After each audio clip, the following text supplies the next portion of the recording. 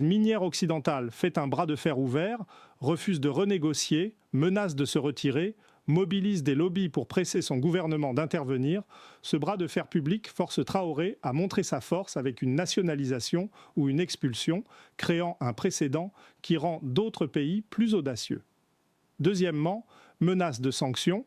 Si un gouvernement occidental menace le Burkina Faso de sanctions économiques à cause des renégociations minières, cela transforme le conflit d'une confrontation entre Traoré et des entreprises privées en une confrontation entre Traoré et des États, créant une dynamique de souveraineté nationale où les populations burkinabées se rallient derrière Traoré, et les autres pays africains voient cette confrontation et choisissent leur camp.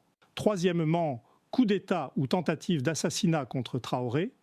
Si des accusations émergent, qu'un coup ou une tentative d'assassinat a été organisée contre Traoré à cause de ses manœuvres économiques, cela active immédiatement le parallèle avec Lumumba et Sankara, créant une mobilisation massive parce que les populations africaines connaissent cette histoire et savent ce qui arrive aux leaders qui défient l'ordre économique.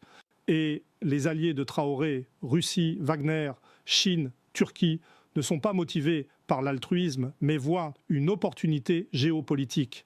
Si l'Occident perd le contrôle des ressources africaines, quelqu'un d'autre va les contrôler et ils veulent être ce quelqu'un d'autre. Donc, ils offrent à Traoré ce que l'Occident ne peut pas offrir. Pas de conditions politiques, pas de leçons de démocratie, pas de sermons sur les droits humains, juste des affaires. Et Traoré utilise cette compétition, met les offres en concurrence. Si les entreprises françaises ne veulent pas renégocier, les entreprises russes le feront. Si les entreprises canadiennes partent, les entreprises chinoises viennent. Cette compétition donne à Traoré un pouvoir qu'aucun leader africain n'a eu depuis des décennies. Le pouvoir de choisir, le pouvoir de dire non, le pouvoir de négocier. Et maintenant, l'effet domino.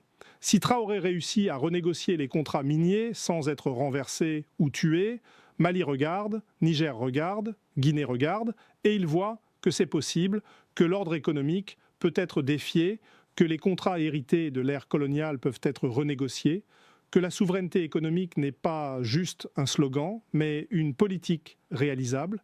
Et si ces pays suivent, l'effet domino commence, pas seulement l'or, mais le cuivre, le cobalt, l'uranium, le pétrole, toutes les ressources africaines actuellement exploitées sous des contrats défavorables deviennent